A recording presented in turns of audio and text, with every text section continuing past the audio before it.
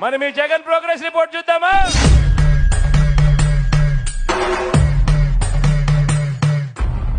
చూడాలని ఉందే.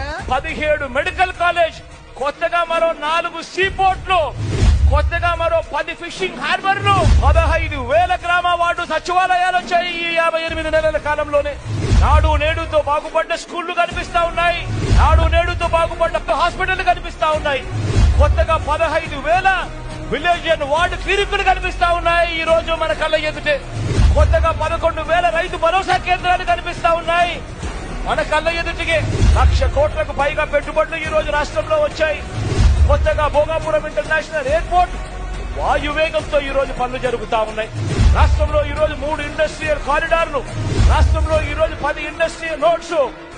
ఎంఎస్ఎంఈలకు ఆ పన్ను హస్తం ఇస్తా ఉన్న ప్రభుత్వం మీ జగనన్న ప్రభుత్వం ఈ రోజు నిలబడింది.